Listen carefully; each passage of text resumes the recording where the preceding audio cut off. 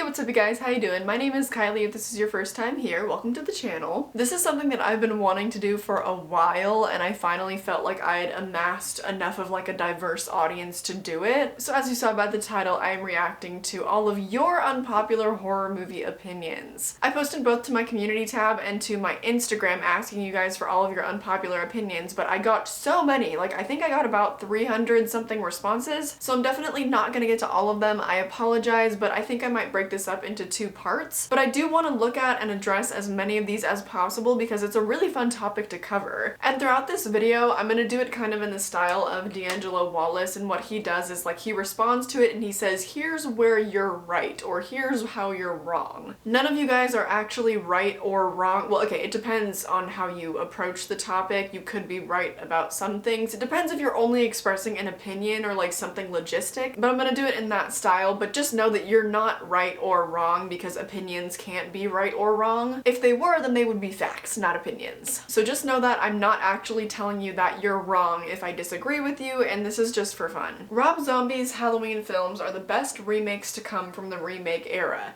Here's where you're definitely wrong. In terms of narrative and pacing, those movies are awful. The first one is a little bit better than the second. It's a lot better than the second one, but with narrative, pacing, character development especially, those movies are awful.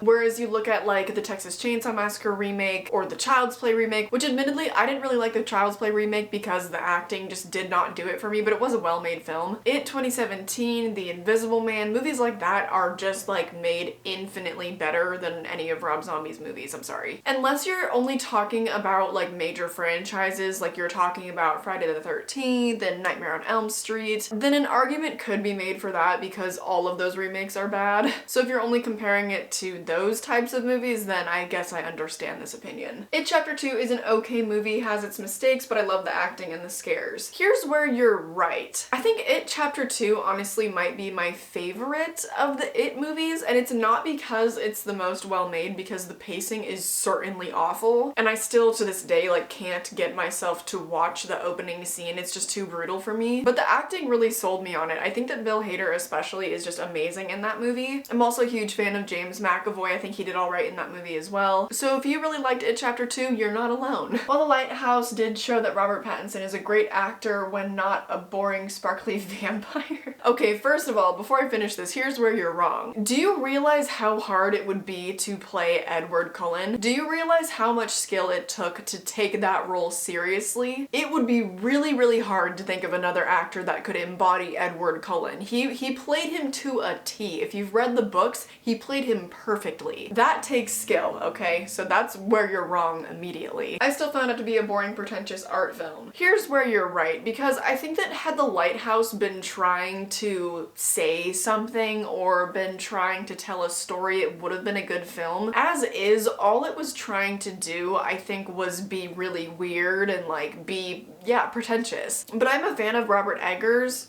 Robert Eggers, the director, because I mean, I do like his work. I think that The Witch was a really well-made film. Not my favorite, kind of hard to sit through it, but it is a really well-made film. Whereas with The Lighthouse, I think that they were just too busy trying to be different and trying to be crazy and stuff that it just really lacked in a lot of areas. I know that there's a lot of gatekeeping, and Possessed by Horror has talked about this, how on TikTok, everyone like comments on her TikTok saying, well, if you didn't like The Lighthouse, you just didn't get it. Listen, I'm a film student. I recognize that they were trying to kind of portray like themes about loneliness and humanity, but it's not really a good movie. It's not. And that's okay. Sometimes movies are just meant to be art pieces. They're not really supposed to be great narratives. I feel like I could ramble about that for a while, so let's move on. Michael's Mask in Halloween 4 is my favorite.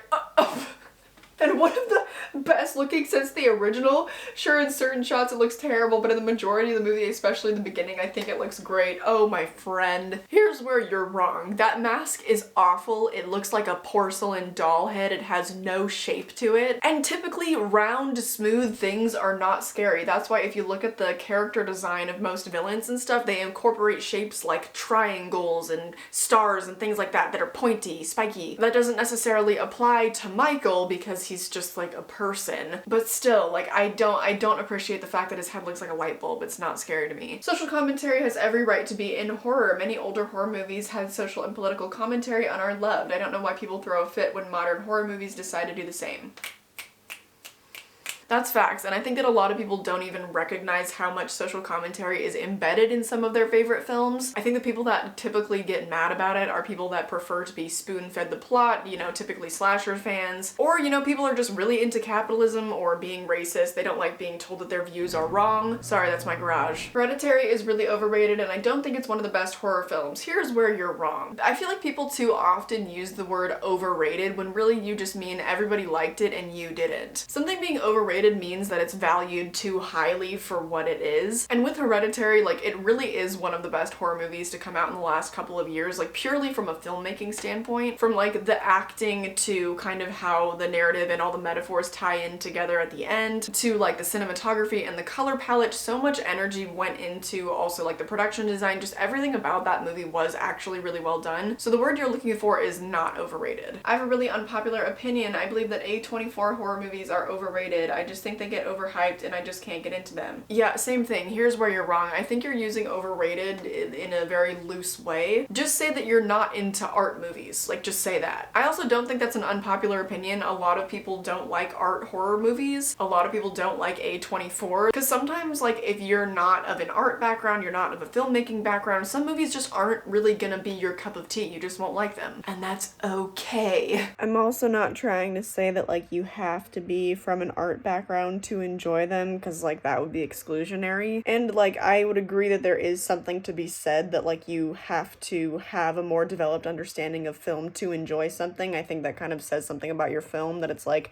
why is it so exclusive, you know? But, you know, sometimes movies are just made for more artsy-fartsy people, and they aren't gonna be made for you, you know? Okay, not my opinion, but I hear all the time how women don't get enough love in horror, but never hear anyone complain that black people have gotten the short end of the stick time and time again in horror. Here's where you're wrong. I actually feel like that's something that has been commented on quite a bit in horror, at least recently. Like in Freaky, I think there's a line of dialogue where he's like, "You're black and I'm gay, we're dead," or something like that. And maybe I'm biased because, like, I have studied this pretty extensively through, like, my politics and cinema courses, my film theory courses, but it's true. And also, like, that's why Jordan Peele is making his movies. That's why he makes all of his leads black actors, because he's like, you know, I don't want to really cast a white lead. I've seen those movies before. I think that's definitely a hot topic these days. Like, that's not really something that's been going unnoticed. I'd also like to point out that you don't need to, like, bring down another group to try to elevate the issues of another. That's what intersectionality is for. So, like, you don't need to complain that women get their voices heard, but, like, black people don't. You know what I mean? Because they're both underrepresented groups. Rob Zombie's cut of Halloween 2 is the best Halloween film. Nope, I'm not even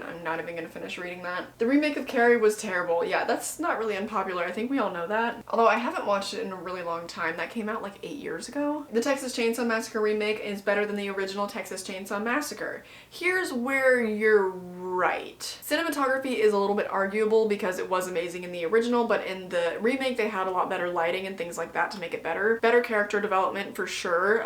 Better gore, I guess, if that's what you're into. I personally prefer a little bit less gory. I think a lot of the acting was a lot better in the remake. I also think that the tension was a lot better built in the remake. But so if you're looking at it from a filmmaking standpoint, I would say that this opinion is correct. However, it kind of just depends on the atmosphere that you like and the style that you like, because they are incredibly different. The remake really did capture a lot of the grittiness of the original. It had a really great atmosphere, but I don't think that it'll ever really top the original. Oh, we got a couple on this one. The remake of Prom Night with Brittany Snow isn't terrible. Yes, they immediately show you who the killer is, and much of it is predictable. However, the performance that Brittany Snow gives is amazing. She's so convincing and natural on screen. Here's where you're right. I remember watching that movie a couple of years ago. No, it had to be a while ago at this point. But I really liked it because I think I was probably 15 or 16 at the time, and that movie definitely feels catered to teenagers. If I went back and watched it now, I'm sure I would find it to be really predictable and probably cheesy. But for the audience that it's meant for, I actually think that it's a really decent movie. Not every Stephen King novel-based film is good. Some are hits and others misses for me personally. Well, yeah, you're right. I mean, there's just so many at this point. There have been so many adaptations. There are bound to be some that are just not good. The Strangers isn't that great of a film, although that opinion might be my fault because I recently watched it and Us within the same week, and one of those home invasion movies I clearly liked the most. I actually can't even weigh in because I haven't seen The Strangers yet, but I do want to record my reaction to it, and that'll probably go up on my Patreon. That'll be linked down below, by the way, if you'd like to check out my extra content over there and support me. Scream 4 is worth the watch just for the amazing ending. I think Scream 4 is just worth the watch in general. Fan favorites: Friday Friday the 13th Part 4, Scream 4, and Bride of Chucky all suck. The third films in these franchises are better. They went on, and they said someone out there agrees with me. Their comment got no likes, so I'm sorry. I don't know if anyone does. That's a bummer. I kind of feel bad for you that you don't enjoy those movies. People say Jennifer's Body and Ginger Snaps are two very overpopulated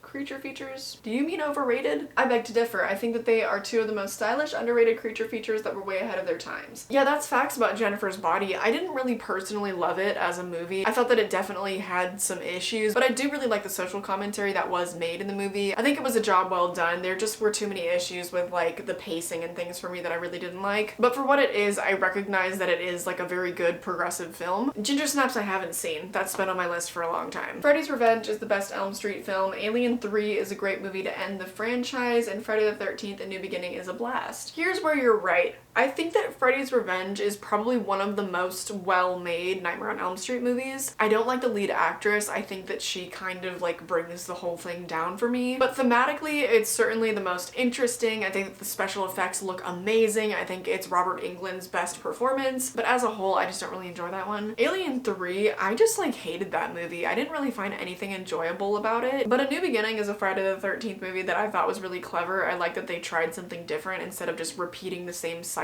over and over, because that franchise just like for the longest time did not know how to break out of this formula. So I think it's a shame that more people don't enjoy the fifth one. Like I just don't understand how there are people that just want more and more of the same exact thing over and over and over. The Friday the 13th reboot is the best in the franchise, and Freddy is the scariest out of the big three. Here's where you're absolutely wrong. The reboot in terms of pacing makes absolutely no sense at all. It's one of the most lazily written movies I've ever seen. But here's where you're right, because I think that in theory, Freddy should be the scariest out of all of the big three, but honestly, I'm just not scared of any of these killers. Watching them now when all these movies are so dated, like they just are kind of cheesy and fun, I don't find Michael or Jason to be scary either, really. Except for Halloween 2018 when I watched that in the theater, and oh my god, Michael just, that movie was scary to me. But yeah, if I had to choose who was the scariest, I guess I would say Freddy. Drag Me to Hell is overrated. I wouldn't know, I haven't seen it. I don't hear that many people talking about it. I think you just mean to say you don't like it. Slashers are more enjoyable than supernatural movies. That just depends on your taste. Remakes are good. There's no need to compare them to their originals. That depends. Because sometimes they're not good, but then also here's where you're wrong. The only time that I see a need for a remake is when the original story can be improved upon. But with some movies, like the best version of it already exists. By the way, I can think of very few examples for this, but one of them is Jaws, and you don't see any Jaws remakes, do you? And so remake feels really pointless, and it's honestly just like a money grab from the studio. So it feels extremely necessary to compare them to the original story because that's what they're derived from, and if they don't add any unique flavor to it, it's like, what's the point? The worst remake by far that I think that I have seen besides like Rob Zombie's movies would probably be Poltergeist. Everyone forgot about that remake. I don't know how, but like it was so bad. Well, that's why they forgot, because it was so bad. It just didn't add anything new. Like they kind of tried, but it just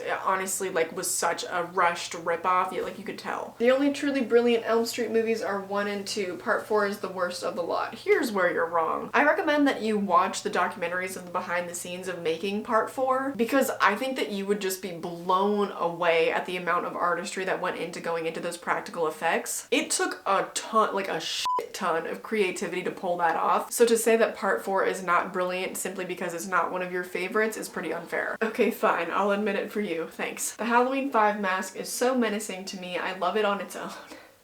Here's where you're wrong. It just looks like a fish to me. Like, the neck flaps, like, it looks so stupid that it doesn't fit. I don't understand how that can be scary. Like, it's just way too distracting to me for me to find it scary. I'm like, wait, well, what's going on there? Like, how does that work? I dare say it, but the books are way better than the movies.